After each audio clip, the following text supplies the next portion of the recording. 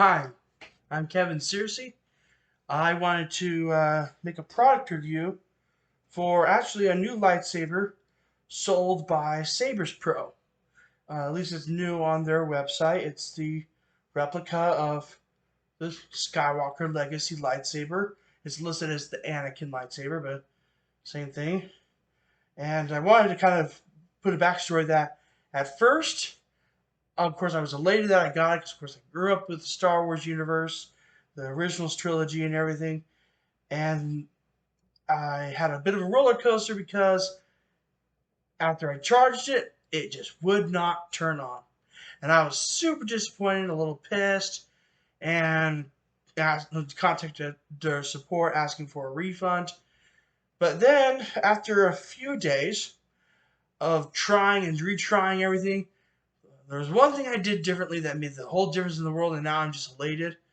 I wanted to kind of go through a couple of those things because I found that in all my searches online, there's not a single real video about this particular lightsaber. I wanted to change that. Um, this is my first one I've gotten. I don't know if I'll be a collector per se, but here we go. First off with this is the base light version, base light RGP S10. There's a difference between that because the SN Pixel one is a little more expensive. You want to, you can. Maybe the color quality is a little bit different, but I think it's pretty awesome. But with this one, unlike some of the lightsabers that you may find out there, it doesn't have a rechargeable battery. It has a removable battery that you pop out from here. After you unscrew it all the way. Thankfully, it's properly ventilated, so the speakers there, it is really good quality. The sound is amazing. Now, the removable battery, it does come with a recharging pack. I recommend that you use this. It does say that you should use according to the instructions, that you should use a 5-volt 1A charger. So definitely go with the instructions. It will be red and then turn green when it's charged. At least from my experience, it seemed to turn green a lot sooner. Everything I found online said that you should charge this for 2 to 4 hours just to take care of loose ends. Go ahead and plan to charge it overnight. It's a good plan to do. That way it expands the battery. But what's interesting is that the battery itself has a positive and negative, as all batteries do. But one thing that's interesting is that on the battery itself, it doesn't have any indication where the negative and positive goes. That's kind of a downside to this. But also, the one thing that made the difference, because I tried putting the battery back in after doing it, no sound was coming, even after following all the instructions.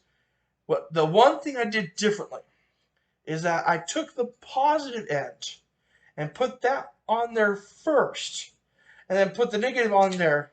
Now, I'll be the first to admit, if there's probably someone watching this and thinking, Kevin is such an idiot, why didn't he figure that out before?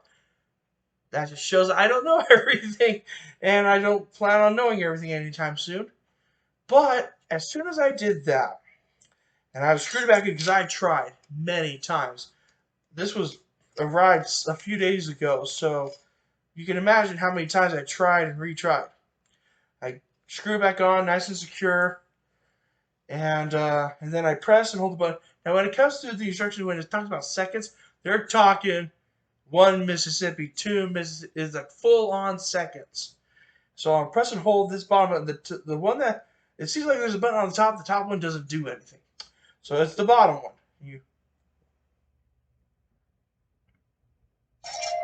That's what you should hear. Kind of a ringing bell sound almost. That's what you should hear to get it out of the deep sleep mode. Once it's out of deep sleep mode, just tap it once, and it turns on. And of course, as you can hear, sound quality is awesome. Now, to turn it off, you have to press and hold it for 4 seconds.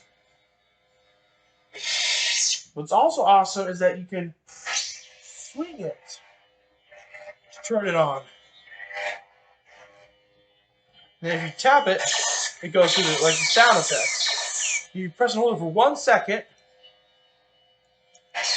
it goes to the lockup mode, like if you're locking up against another lightsaber. I know that's probably a little loud.